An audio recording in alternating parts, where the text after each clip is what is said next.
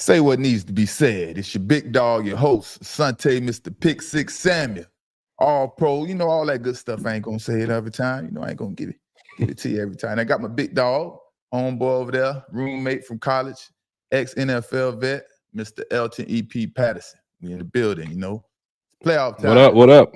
Hey, EP. Hey, it's called EP the Truth now. That's what we're going with. EP the Truth. EP the Truth. All right, I like it. Yeah. EP the Truth. That's the new name. Mr. Elton EP the Truth Patterson. Straight out of what? Tallahassee, Florida, Leon County, 850. 850. Why your arms look like that when you throw your arm up? Say what needs to be said. Say what needs to be said. Y'all come on in here, man. Y'all come talk with us and chat. You know what I mean? We got the playoffs coming up. So, you know what? The most exciting thing for me about these playoffs, these upcoming playoffs, we got some young quarterbacks with not that much experience in the playoffs. And I want to see how they're going to do and how they handle everything coming up and what they face, the adversity and so on and so forth. Jordan Love, he was able to win his first playoff victory. Then we got CJ Stroud. He was able to win his playoffs, you know, his first playoff game. Mm-hmm. And I think that's what I'm most excited about. But, you know, the playoffs is another season. You gotta put your intensity to the highest of the high. If you don't understand what the playoffs about, the regular season and the regular season. And it's gonna be some upsets. I think it's gonna be some upsets in this playoffs, in this playoffs this weekend. What about you, brother? How you feel about the playoffs coming up this weekend? I think it's some good games. I like it when it's not always the same old teams every year going in and out. It's kind of boring and redundant. So now that the whole New England tenure is over, we got some nice teams that's coming in, and I think it's going to be an upset weekend, I think. Now, the toss-up, we'll get into it, but the toss-up is going to be between that Buffalo game, that Buffalo and Kansas City. They always go head-to-head. I think they already played 3 out of the 4 last years with the AFC in the playoffs, but it's some nice underdogs in there, man. You got to be excited about it. You got Detroit out of nowhere. You got Tampa Bay. You know. It's some nice games coming up, man. Yeah. Real good games. I wish Cleveland would have. I don't wish they would have, made it to the second round. But, you know, it was a team I was looking forward to. You know, a good story with Joe Flacco coming in after all that going on. But who you got? Who you think will upset this weekend and surprise everybody with the victory? Who you think would be the upset of the weekend? Talk to me. I got to go with my Texans, man. Houston Texans. Hook them right here. You see it? Right here. That Texans. Hey, let me tell you why though. Yeah. They just got all they're rolling. You know how you get a team that's ascending instead of descending into the playoffs? And they are ascending. And I think a lot of people are saying, even on commentators on TV, they're saying like they're the underdog or they don't really have a chance. And I'm like, why not? Like, you can't put the Ravens, even though Lamar Jackson is playing amazing football right now. I feel like you can't just automatically bid them in to win. Like, This is football, Zant. Like, this is big time NFL football. We got guys game planning, working hard, they're rolling. The Ravens receivers, right? You think about it. That's their weak link. Although they got that kid out there, what's his name? Don't let me misquote, but they got old boy, the rookie. He's doing pretty good out there, but Xavier they don't Flowers. they don't have a Zay Flowers. They don't have a stable receiving core. Their defense is good, no doubt. But then they got Lamar. So I think the upset alert for everybody, you want to put their money in on it, is going to be Houston. I don't see. It's almost like, why not? You know, I don't think it's going to be a blowout game. Well, let me say that. Let me back up. It's either going to be a blowout like everybody expected, or Houston's going to win it. I don't see them going back and forth. You know what I'm saying? Like, it's going to be one of the two. So who's your X factor? Who you think will be the reason? Of course, they got CJ Stroud, but what do you think the main reason why the Texans will upset the Ravens? Because, you know, that's a big, bold statement right there, brother. Well, I think one of the main reasons is that, like I said, they're playing as a unit right now. Although I say the Ravens don't have a strong receiving core, vice versa. Exactly. Everybody's going to say Houston don't have a strong receiving core. But if you've been watching them, man, Nico Collins, they got guys that step up every other year. They kind of remind me of the New England Patriots a little bit back. Don't let me overtalk the Tom Brady. I know you want to itch and be like, slow down. I'm not saying that, but I'm saying like, it's not a star-studded team to where they're household names. But if you look at the games, they have been balling. The question is, who's going to be that X factor this year? And honestly, I don't know. I have no clue who's going to be the X factor this week coming in against the Ravens. But I do know this. I do know they tight-knit, and they actually do believe they're not going to go out there like Dallas. I'll tell you that right now. They're coming out there actually competing, believing they really think they can beat this guy. They probably thinking if we can corner Lamar Jackson in and don't let him take over the game, I'm pretty sure that's in the team meeting. If we can corner Lamar Jackson in, don't let him take over this game, we can easily win this game. That's definitely got to be one of the keys to the victory for the Texans. Of course, take away Lamar Jackson. That's definitely the top of the top key to victories for the Texans. But man, I think it's going to be very tough for the Texans to beat Baltimore. Obviously, you know, you may have a little biasness with you or whatever, but that's going to be a tough task to go into Baltimore and win against this tough defense. But if anybody can do it, I bet CJ Stroud could do it because that kid is amazing. Only thing is how they handle this front four and this is passing attack. Obviously, that defense is great, but when you have a creative quarterback with such poise and charisma, and you know he has that it factor. He knows how to handle situations, pressure. He times pressure up, like I talked about last time. He times it up perfectly. He waits like to the last second to be able to get rid of the ball. Him and Jordan Love have those same characteristics. That's what making them succeed at this point. But in order to beat those Ravens, you have to get that running game going. And I don't know, man, if the Houston Texans can get that running game going to open up the pass for CJ Stroud. And I think that will be the X factor for the Texans. If the Texans can get that running game going, because Baltimore, what are they ranked in rush defense? Look that up for me, EP. I got you. Yeah, because whatever they're if the Texans could get that running game going, it'll open up the pass game much more than CJ Stroud will open it up himself. So I think that'd be important to get that victory. They're ranked 14th, so they're in the middle of the pack. Yeah, so they're in the middle of the pack, but I know they're topping scoring defense and total defense and so on and so forth. But let me tell you this though, what you're saying, which is true, is it's gonna be on that front seven, and the Ravens are rolling. And the offensive line for Houston's probably not the strongest. On top of Laramie Tunsil getting hurt last week, I don't know the severity of his injury, but he did exit the game, which is their number one offensive tackle. So it's going to be a struggle in that perspective. So at the end of the day, I guess it comes back down to the line of scrimmage, like you said. Yeah. It goes right back down to that front seven that's going to win this game for real. How does the Texans handle that line of scrimmage? How do they control that front four, that front seven when they decide to blitz? And like you say, Larry how you pronounce his name again? Laramie Tunsil, Lake City, Florida. Laramie Tunsil. Yeah. Big hurt to the Texans. And you know, how they bounce back for that, you know. Obviously you have to, you know, for the offense, you have to figure out ways to help the weak league out. And I'm sure that, you know, they'll do a good job with that. But that's the first game of the week in the playoffs coming up. That's the first game. Then we got the second game of the week. So what we got? The second game, that's Saturday.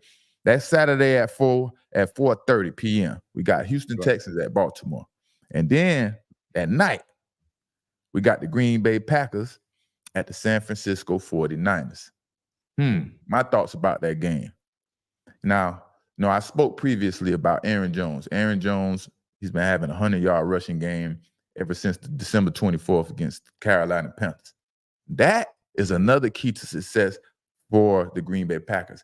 If he can manage to rush for 100 yards against San Francisco's defense, which is the top defense in the NFL, are one of the top defenses in the NFL. It depends on what category you're looking at, you know what I mean? Yeah. But that will definitely make it hard for San Fran to figure out how to contain Jordan Love, and then also Aaron Jones, being that he's been the one that has uplifted this defense. I mean, this offense. Not just Jordan Love, Aaron Jones. He hasn't had a 100-yard rushing game all season until December. And what we all hear, everyone hears the same thing. You have to play good football or great football heading into the playoffs and take that momentum if you want to be victorious in the playoffs. You have to take that momentum. You have to rush. You have to play to the best of your capabilities as a team. You know, offense, defense, and special teams. Everything needs to be clicking. Aaron Jones somehow, some way, figured it out with the offensive line, the offensive coordinator, and so on and so forth, how to start getting this running game going. He's averaging over 5 yards a carry, which is awesome. You know what I mean? So that's definitely a challenge for San Francisco, and those will be keys to victory for San Francisco defense to make sure they contain and stop Aaron Jones from rushing for 100 yards or over 100 yards. Because if he does, it could be another situation like the Houston Texans. But I see the Green Bay Packers rushing for more yards in the rushing attack than the Texans. So even though they're playing a tougher defense, in my opinion, and those are the keys of the victory for the San Francisco 49ers. Now, on the other hand, San Francisco on offense, all they have to do is execute. They need to execute. All they have to do is execute, run their plays, get their screens, Deebo Samuels, let Brandon Ayuk go out there and cook and work. And whenever they create and find those one-on-one matchups, continue to do what they think. Because Brock Purdy is a quarterback that understands how to play the game. He understands these moments. Now, if you haven't heard, he said last year he was like a deer in the headlights last year in the playoffs. He was a rookie. He didn't really understand what was going on. He didn't understand this type of football, this type of playoff atmosphere. So he was a deer in the headlights. So this year he said he completely understands the moment, and he's ready to seize the moment. So watch out for Brock Purdy coming in and being a more confident quarterback that is ready to be a champion. And because he sees the moment and he's ready to seize that moment. So, him, McCaffrey, they're going to be cooking, and it's up to the Green Bay defense to stop that. Surprising too, the Green Bay defense, they are much better as they have been in the past over the years. Green Bay defense has been horrible in the past. Now their pass defense is what's most surprising to me. Their pass defense is right in the middle of the pack, and usually they was like last. You know what I mean? So and they're playing really good ball. I always tell y'all, a good quarterback will make a good defense. And I think that's part of Jordan Love, you know what I mean? Also with Aaron Jones coming in, running the ball great. Like I said, 100-yard rushing game ever since December 24th. And he hasn't had a 100-yard rushing game before that. So that's the difference for Green Bay. And, like I said, San Francisco on offense. Those are two things those teams need to do on offense to be victorious. You know what I mean? Right. I feel like it's going to come down to defense in this game. Nick Bosa, he's over there with San Fran, and he's going to show up definitely to try to show on that defensive line to stop Jordan Love, essentially. Like, his goal is just to let me go disrupt this guy, disrupt this timing. Jordan Love is coming in, though. He's high flying right now. He is balling. He's reading. He's patient. Like I said, he's doing his thing. So Nick Bosa, that's the challenge for him, is to disrupt that. And I think in this game, it's going to be what defense can show up first. We know that they can score offense. It's not going to just be a shootout. It's going to be like, whoa, what's going on? What defense showed up? Even with Green Bay, though, they got a guy, Rashawn Gary, linebacker. He's been balling. Right. Like, he's been out of sight, just out of nowhere. It's like this Green Bay team, I don't know if they met up in the parking lot mid-season. They were just like, hey, guys, we about to go out here and play some ball. So they've been playing some defense. San Fran got their defense, obviously. They're playing, like I said, Nick Bosa's going to come through. Now it's going to say, all right, let's pull that over to the offensive side. Now, you had to give who has the offensive fire for this game. You got to say San Fran. I mean, you got Christian McCaffrey back there that they're expecting to have an explosive game. You got Brandon Ayuk, right? You got Debo. They got a lot of weapons.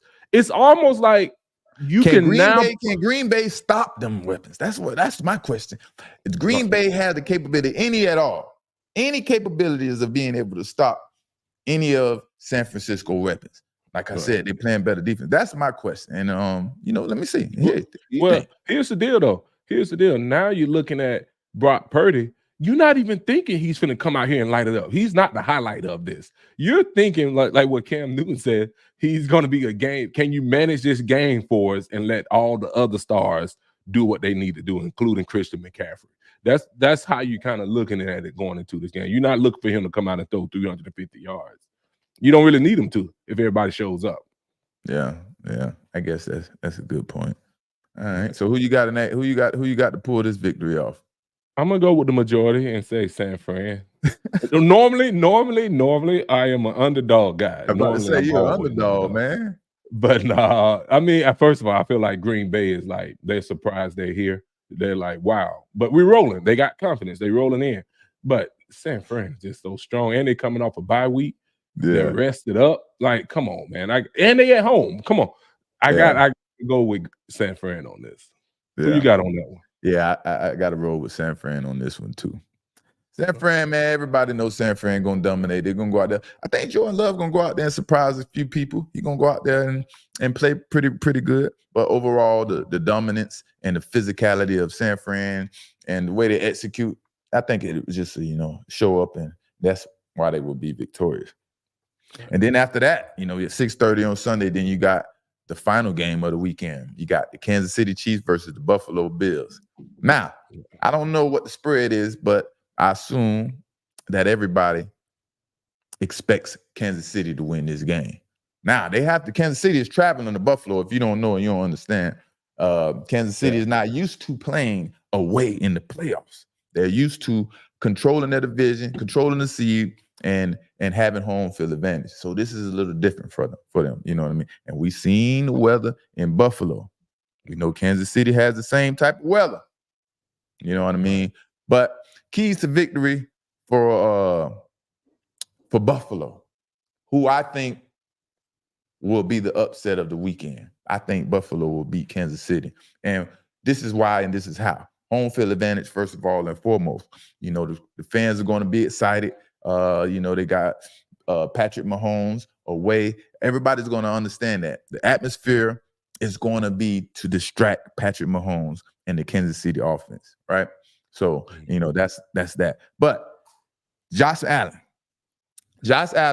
and new offensive coordinator, they have been clicking and doing what they need to do, running the game, bringing a physical aspect from the offense standpoint, right? And that's what they need. Josh Allen doesn't have to be Superman every play. Now he could be Superman at the times that he needs to be Superman to help his team be victorious. Because Josh Allen is a big, physical, strong guy. He can take over a game whenever he wants to, however he wants to. You know what I mean? With the arm or his legs. You know what I mean? And he, like a running back, he will fall forward 3-4 yards every play. You know what I mean? So I think it will be very hard for Kansas City to contain Josh Allen this weekend coming up. And then we got Cook, the running back. You know what I mean? Right. If he come out and show up against this run defense, that's gonna make everything easier. And then Stephon Diggs. What I like about this new offense is they're not forcing the ball to Stephon Diggs. We're making sure we find the right people and we hitting the right players in the right times to execute. And it's not about stats. It's not about having all these yards. It's about executing these plays, controlling the line of scrimmage, controlling ball possession, you know what I mean, and things like that. And then executing and get to the touchdown. You know what I mean? Keeping the ball away from Patrick Mahomes. And I think that's what the Bills will concentrate on. That's what will happen for them to be successful coming up. You know what I mean? So that's my upset of the weekend. I got the Bills kicking Kansas City butt. You know what I mean? Well, technically, it's not an upset because they're favored by 2.5. So going into this game, the Bills are actually favored 2.5 points. I know Kansas City has become America's team, especially with Taylor Swift over there. Everybody's tuning in. They got a bunch of Swifties tuning in this week. You know what's funny? Real quick, the jump off subject. I was watching the Today Show. I don't know, I'm becoming my parents or something, but I'm watching the Today Show this morning. And they said the viewership from small teenage girls have went up 50%. And the reason why, because they're involved with Taylor Swift. So they got a ton, even though people tired of seeing Taylor Swift, the NFL is going to keep pushing it because they got girls coming in the room with their fathers waiting to see Taylor Swift, and there's more people tuning in. They're tuning in on their YouTube and all of their channels, the apps that they tuning into NFL football more than ever because of Taylor Swift. So it's $1 billion business. They're going to keep showing Taylor Swift every time. So now it's a rise in teenage young ladies watching the games now. That's what you're saying? Never happened before. Right. Never happened. I never thought about it like that and looked at it like that because of her fan base. Obviously, we hear about how much viewership Taylor Swift is bringing to the NFL. But yeah, that's wild, man. Right. Guys are sitting on become actual football fans, or maybe like 5% of them, you know what I mean, become actual football fans, but they probably just there to see what Taylor Swift gonna do, how she interacts. They probably gonna act how she act, you know what I mean? Whatever she's doing during the football game. Oh, you know no doubt. They're on the sidelines saying, with signs saying, "Do good, Taylor Swift boyfriend." Lord have mercy. Right. So there's only three. They asked a bunch of the girls who all they know, and it's only three. They know Taylor Swift, and they know Patrick Mahomes, and they know Travis Kelce. That's all they know. But back to what I was saying. With Kansas City coming in, it's different from when Kansas City played Miami. The weather is not a factor. Remember when we spoke about that, I was like, if you're going to bet just off of pure weather with Miami going into Kansas City, you got to bet with Kansas City because they're not used to it. Now, it's not a factor. Like, both of these teams are used to playing in the cold. Like, dang, all right, what's next? And kind of what you hit on, Buffalo Bills are a grinding team. They are not coming into this game with no Hollywood stuff. They are not coming into the game with a bunch of cameras and everything. They're coming in this game to say we're going to out physical them. We're going to slow down Patrick. They already feel like Patrick Mahomes, he's good, but they feel like their receivers are terrible. They suck. They dropped a lot of balls, broke a record this year. So their main thing this game is to come in, let's run this ball down their throat with Cook, and let's have Josh Allen be aggressive with his reads and running the ball if he need to. And the defense, we need y'all to step up, right? They receivers not going to catch the ball. So long as we can contain their little running back, Pacheco, right? Make sure he don't get going and contain Mahomes, which is a hard task. I think the Bills should win too. Like, that's my assessment of the game. Oh, man. Look like everybody taking the Bills, huh? I guess it's not an upset. Man, Kansas City might turn around and upset. You know what I mean? Like, listen, if you was a betting man, for my bettors, I would say it's hard to bet against Mahomes, man. The dude is a gamer, so you'll just come in and he, like you said, he could come and win the game. Buffalo didn't look the best at different times of the season, especially towards the season. They were kind of descended a little bit. They weren't playing their best football, but so it wouldn't be outlandish for. They got that new offensive coordinator, man. It's a changing thing. You know, they had to get rid of Ken Dorsey, man. You know what I mean? Oh yeah, XUM. Do you think the stage was too big for Ken Dorsey? Like, just that throwing him in that position? Sometimes you need a scapegoat. You don't know what it is. You know what I mean? I just think sometimes these offensive coordinators get a little too pass happy, and that was Josh Allen. He had to do too much, and he had to feel like he was Superman. Now he doesn't have to feel that way. So I think that's the difference. You know what I mean? But moving on, we got Cam McCormick. Hold on, y'all haven't heard. We got one more game. We got one more game. Yeah, I thought that was the last game. Tampa Bay, Detroit. We got to talk about them, right? Yeah, damn. Them your boys. You know, you've been riding with Tampa Bay. I was ready to jump subjects. You know what I mean? But yeah, I forgot about this one. Is this the last game of the week? Yeah, I think so. Yeah, last game of the week. So Tampa Bay versus Detroit Lions, the last game of the week. I think this is the most even matchup of the week. You know what I mean? I think it's two teams that have pretty much the same dynamics on both ends of the football. And leading with the quarterback, two streaky quarterbacks, hot and cold. Baker Mayfield being the main one. Now, Baker Mayfield, we all know when he get hot and he start feeling himself, he having that confidence, and he's competing passes because he's always confident. We know that. Yeah. Man, he is unstoppable. I'm just gonna say it like that. When Baker Mayfield gets hot, he is unstoppable. But with him and Mike Evans, they're doing a heck of a job. And but for me personally, I don't know how y'all feel, but Detroit Lions are gonna kick that. But Baker Mayfield will not be hot. And Jared Goff, he's gonna go out there with his playoff experience, because he has a little bit more than Baker Mayfield, and he's going to control this team. He's going to execute the plays how they need to be executed during playoff atmosphere football. And that young running back, Jamari Gibbs, oh man, I look for him to show up big. One of the most dynamic, explosive running backs that isn't being talked about yet. You know what I mean? But he will be, because he is an awesome player. And so I think this is one of the most even matchups of this weekend. But I like for the Detroit Lions offense to dominate and pretty much kick Tampa. But Tampa is not ready for this situation. They got past the first round, but right now they're not ready for this situation, in my opinion. So Detroit Lions for the win, and they go on to face San Francisco 49ers. Oh, jeez. Okay. Now I have to ride with you. I got to roll with you on that one. It's like these are two of the surprise teams of the playoffs. I'm pretty sure someone betted at the beginning of the season. They won a lot of money because no one expected them to be this deep into the playoffs on both sides. But evenly matched, I think. I'm gonna have to get the edge to Detroit Lions. They just seem like they're clicking, man. The defense clicking. They're playing with a lot of excitement, right along with their coach, Dan Campbell. He brings a lot of excitement from the sideline, totally opposite of Mike McCarthy. He's in your face. Like the players want to play for him. You know what I'm saying? They believe in his system, and they are out here playing. Goff is definitely going to come out there and try to pick them apart and do what he do. Now, there's one thing I will say. A lot of people kind of bandwagon with Baker Mayfield. They either own or hot. When they own, they love him. He getting all kind of commercial, Geico commercials and everything, Allstate commercials. When they off, they throw him in the dumpster. Like, what happened to this guy?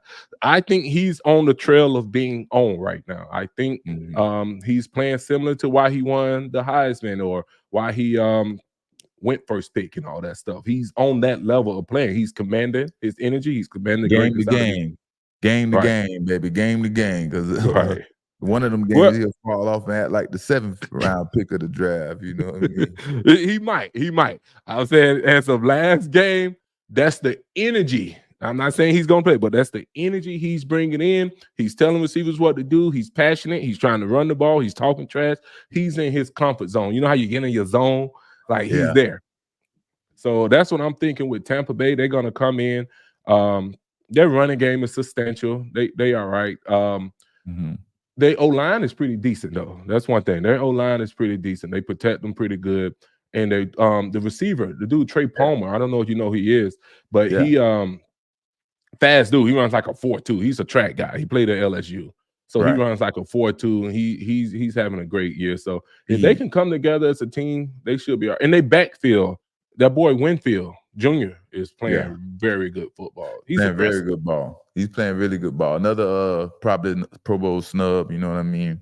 But he's playing hell of a football for DBs, creating turnovers and doing what he needs to do. But you mentioned something about coaches, right? And you said Mike McCarthy versus Dan Campbell. You know what I mean? Mike McCarthy is the laid back, motionless type of coach who doesn't really seem to fire you up. Dan Campbell, he's coming there motivated. He's hitting his chest. He's pumping you up. He's getting in your face. And I think, like I said before, I think it's a rush of new coaches and younger coaches starting to enter in the NFL and getting rid of the old coaches and the old ways. And I think it's a good thing. I think this is a great thing because for me, it's hard to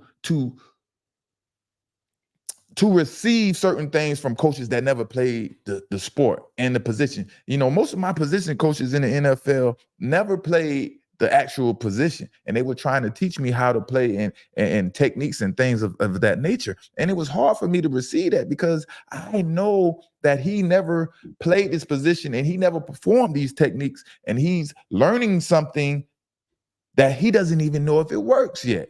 You know what I mean? Or he thinks it works, and then he keeps, pushing it on his DBs and players and making them do it. And for me, I had technique. I understood technique. So it was hard for me to receive things from coaches that didn't play the position.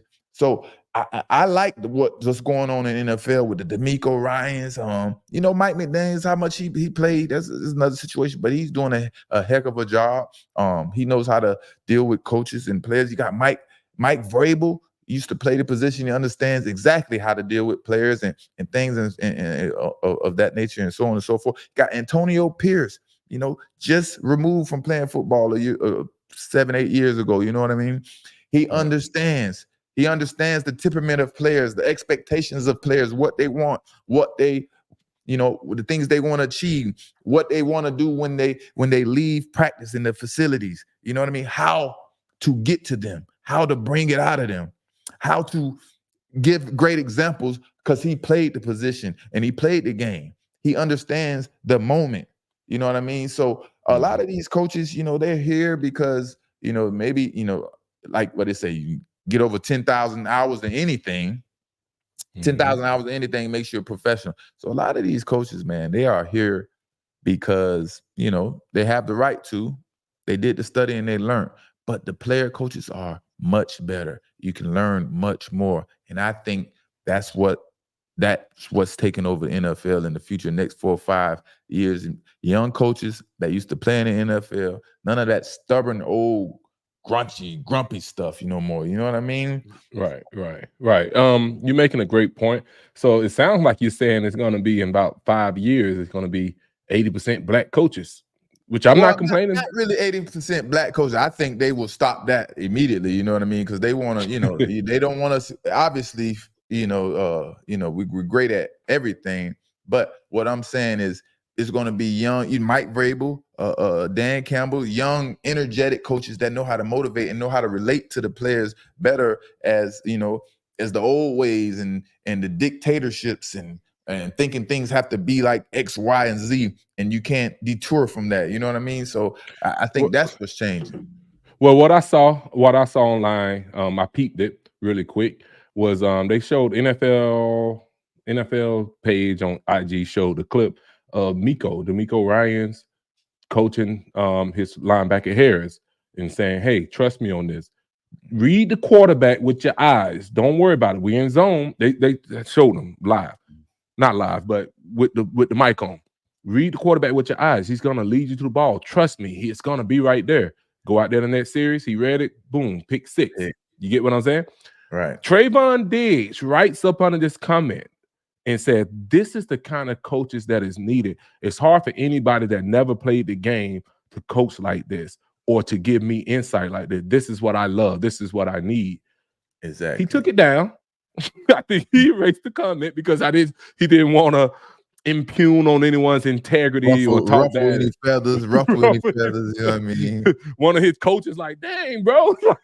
But he took it down. But yeah, that's exactly what you're saying. Having people that actually, especially at that position, maybe different positions like O-line and stuff, but at a skill position, yeah, it's very instinctive, and you probably would get some extra edge if you had someone that actually played the game. So I agree with you. Right. Now I want to be a hypocrite and contradict myself and all that stuff. Now I say Gene Chizik, he taught me everything, and he taught me the technique of the position. He didn't exactly play the position, and he didn't really succeed and excel as a football player as far as he told us. He was a special team player, but man, he was able to teach that technique, and I took what I needed from that and put it in my repertoire and became the Mr. Asante Samuel pick six that I am. So, Hey, with Gene Chizik, a Gene Chizik moment. Can I give one? Give him one. Give me Gene Chizik in practice, 3rd and 10. I don't know who it was. I'm not even sure if it was you, but somebody broke on the ball and he stopped practice and said, "Hey, that's the absolute worst play I ever seen. And I can do better than that. And I never even played this position in my life before." Y'all don't know who Gene Chizik is. He was our defensive coordinator at the University of Central Florida. He won college football national championship at Auburn with Cam Newton. And he went to Texas and all those good things. He's currently the defensive coordinator at North Carolina right now. So, that's one of my mentors who helped me be able to succeed and be great at the position. So, but like I said, there's always an exception to the rule. And I think Gene Chizik is definitely that exception because he did a hell of a job teaching technique and stuff like that. Let's do a show. Let's do a show one day to give somebody an insight of what we did at UCF and coaches and all of those things. That we used to get cussed out because it's different. Everything. It's different. It was different. Yeah, let's get some. We're gonna do a show on that. We're gonna go back. We're gonna do a back in the 2000 show. Yeah. Hey, speaking of playoffs too, man. I know we talking about the playoffs coming up this weekend. Man, let me tell y'all about my first playoff interception, which happened to go for a touchdown. Man, let me tell you, it's Jacksonville Jaguars. It had Jimmy Smith, and Jimmy Smith was the main target. So what was it? Every play, Brian Leftwich was the quarterback. He's trying to get the ball to Jimmy Smith. And the one thing I did learn or I took from Coach Belichick was the trap, cover 5 trap. Nobody else was able to do it, like I do it. He liked to try to take, that's a whole nother story, you know what I mean? But it's playoffs. I think it's like 3rd and 5. I like when it's 3rd down. I'm playing as aggressive as possible on 3rd down. I love 3rd down. You know what I mean? I don't care if you're doing double moves, whatever. I'm going to play aggressive. You know what I mean? But it's 3rd down. We got a 5 trap going, meaning 5, you got safeties over the top, and then outside corners is trapping. You roll your butt to the sideline, and you come off of them, and anything coming out to you, you go get it.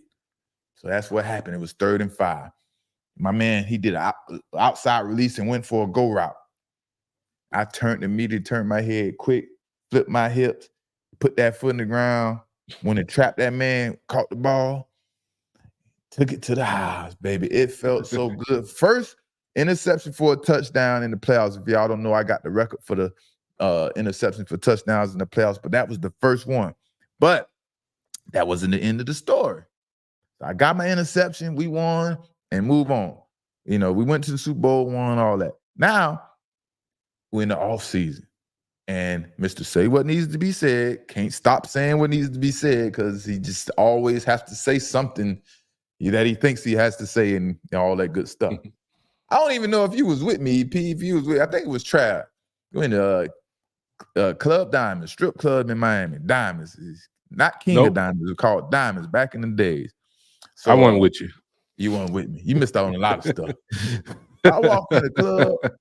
I walk in the club. As soon as I walk in the club, everybody's Zon. Hey, man, your boy over there. Go check him out, man.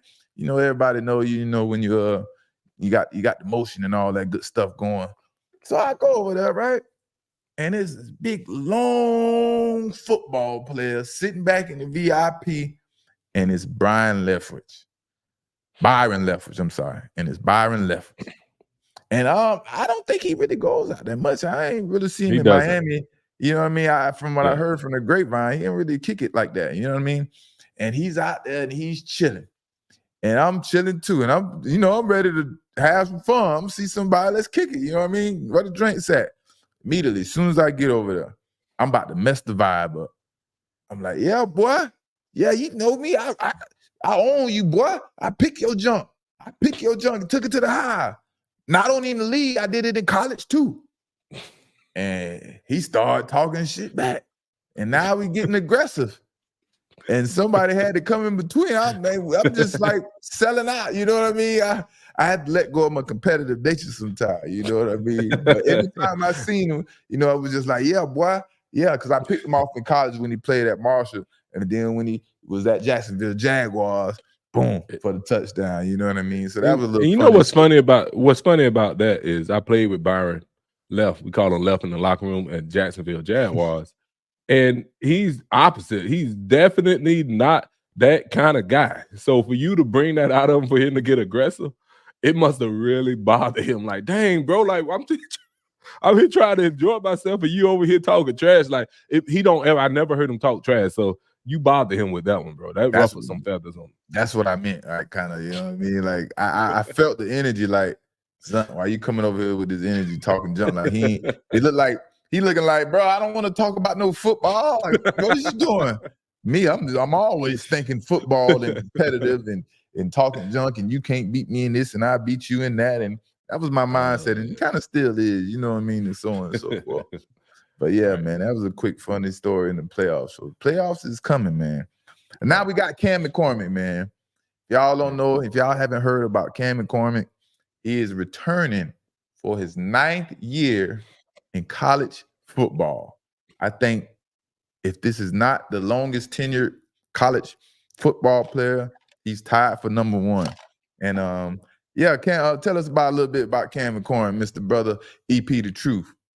All right, I got you. So yeah, this guy Cam McCormick, it's an extraordinary story. Like when you hear it, it says 9th year. Like you're like, how? So to give our listeners a little bit of background, I'm gonna read a little script on how did he get to this 9th year. I can't fathom that. Like, jeez. Okay, here we go. Miami tight end Cam McCormick will return for a history-making 9th season in college football in 2024.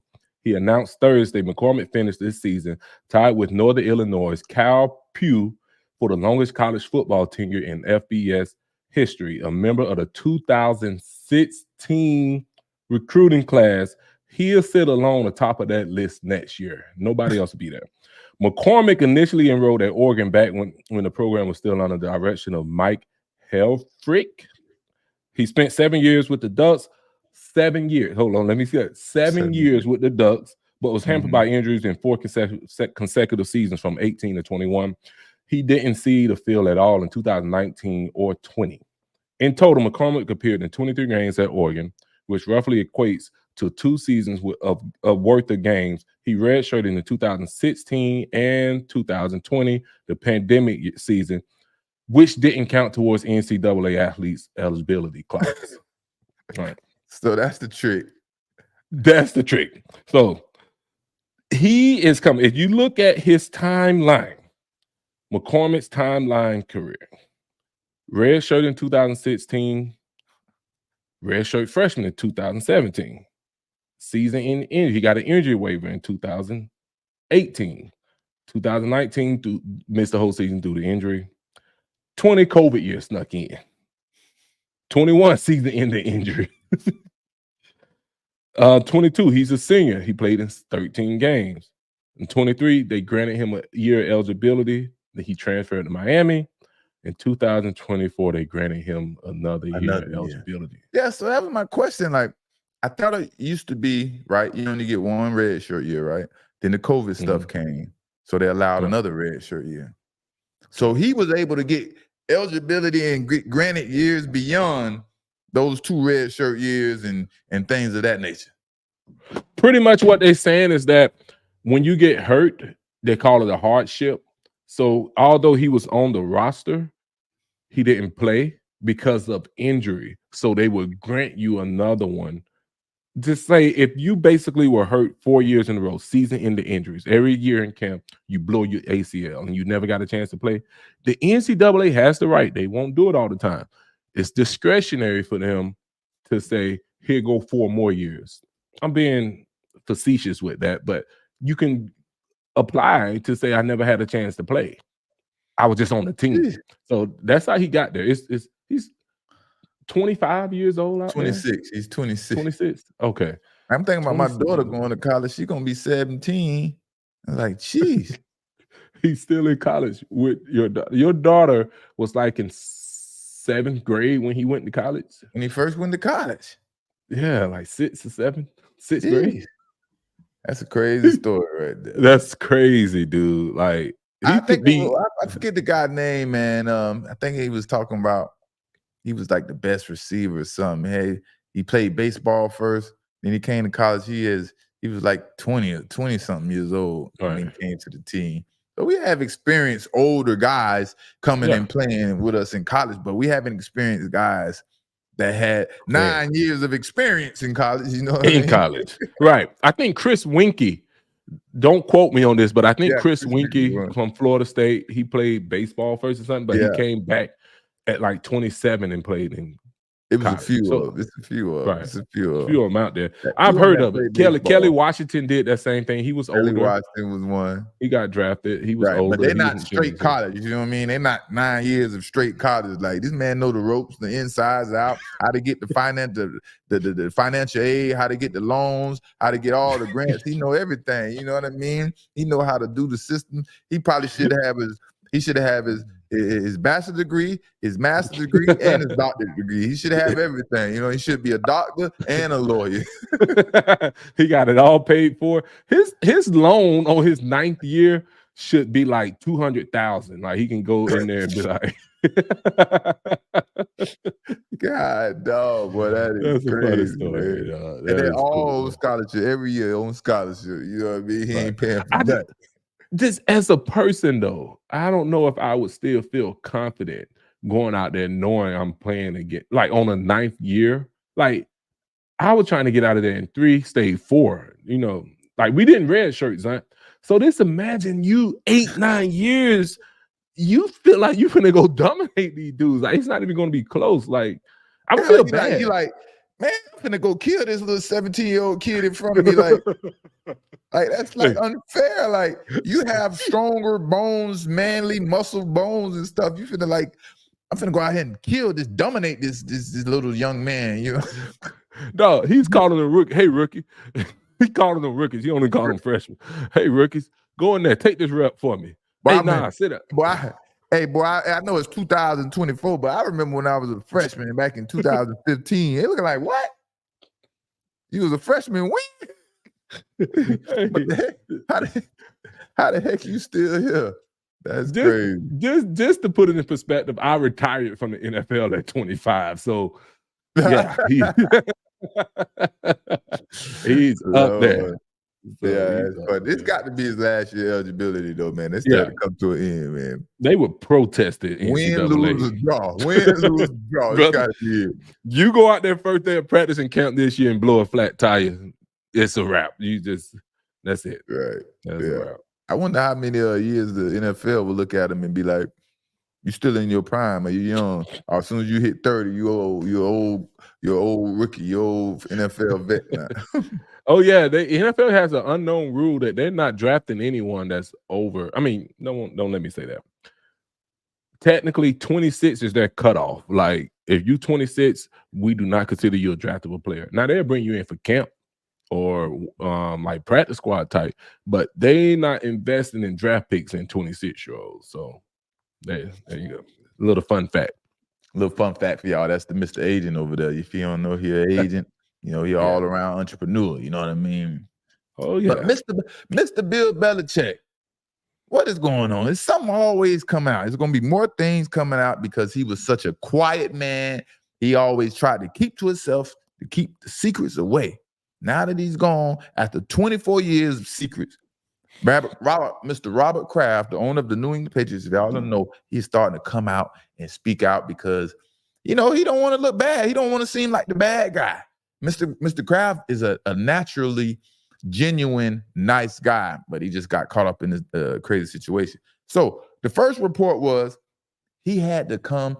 I mean, Mr. Kraft had to step in the way of Bill Belichick trying to trade Mac Jones for allegedly Baker Mayfield. If y'all haven't heard, Bill Belichick wanted to trade Mac Jones last year and get rid of him for, I guess, Baker Mayfield.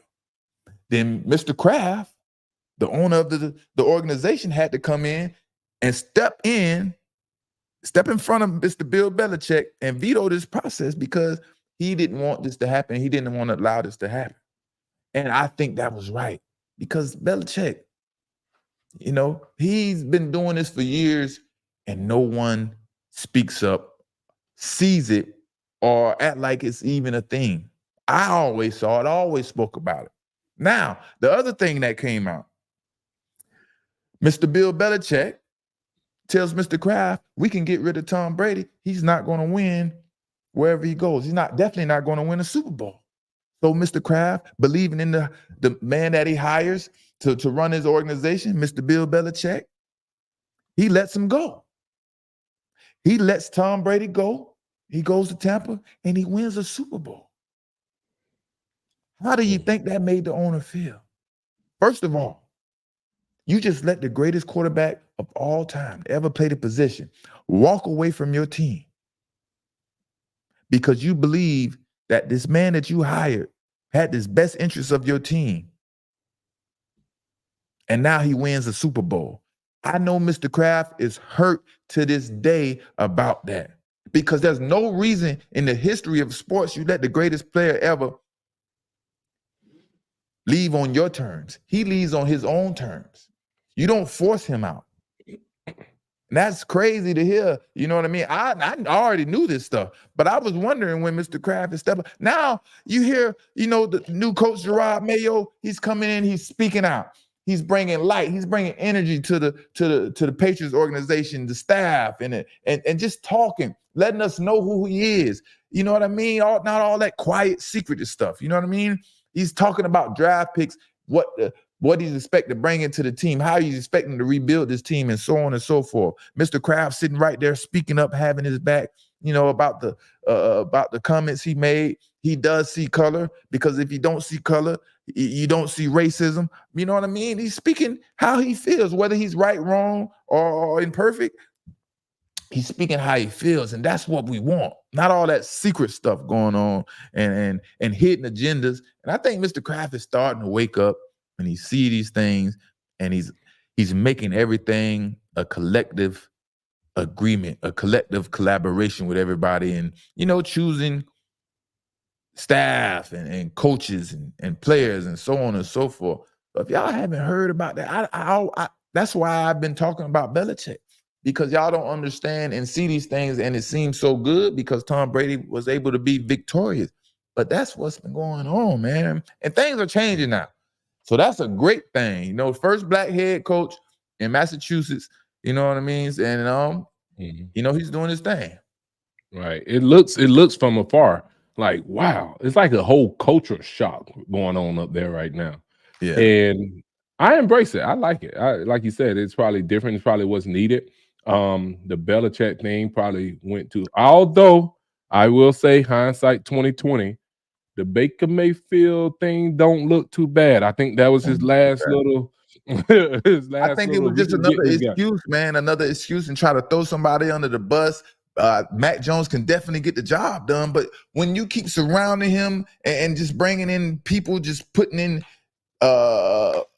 people in position to play that's not really talented or capable of being, successful at positions, anybody going to fail. You know what I mean? You can't blame that on Mac Jones because the team's not winning when you're surrounding him with nothing. You know what I mean? Right. And you think, what, Baker Mayfield going to come in and change the day? No, nobody. Everybody knows Baker Mayfield wouldn't have came in and changed the day. Yeah, we're looking at hindsight and saying, but the way Bill Belichick would have set that team up, who would have been his Mike Evans? Nobody. Right. Who would have been his Mike Evans? And as soon as his Mike Evans would have done good, Bill Belichick would have set him on the bench. So it wouldn't have mattered who he would have bought in. It would, especially Baker Mayfield. So it was another scapegoat situation. He want to get rid of players and look like it's their fault. And when this whole time you're not presenting players with the ability or setting them up for success. You know what I mean? You're just putting them out there expecting things to happen because of your crazy ideas of your system thinking everything works. And then, that was the situation. You know what I mean? Right. And then when you look at it, if I'm not mistaken, I don't know, but I think he might have chose Mac Jones, right? So it doesn't make sense if he chose him. Now he's like, get rid of him. You chose him, so fix it, right? Coach him instead of get rid of him. And then think about it like this too with Baker Mayfield. Maybe he goes to New England and he's in the same persona that he was in Carolina, to where he was he just thought his career was over, so maybe he's out of the league almost if he goes to New England, right? Because Belichick is like, nah, you're not the one sitting on the back of the bench, and it's just like career sabotage. So I get what you're saying on that. It might not have been the best thing. So yeah, I man, definitely would have been a career sabotage, and it wouldn't have been going as good as we look, and all those good things. It's just another situation for Belichick, man, just to mess things up, man. I don't know if it's intentionally or what, but yeah, man, I'm glad Mr. Kraft is finally stepping up and not scared to pull the trigger, So yep. So that's it, man. That's it for these Friday night vibes, man. A little talk and catching up. But we're gonna see y'all again on Monday after these games. See if any of these upsets came true, anything came to light that we speaking about. And yeah. Hey, listen, you better start enjoying these games, brother, because it's winding down.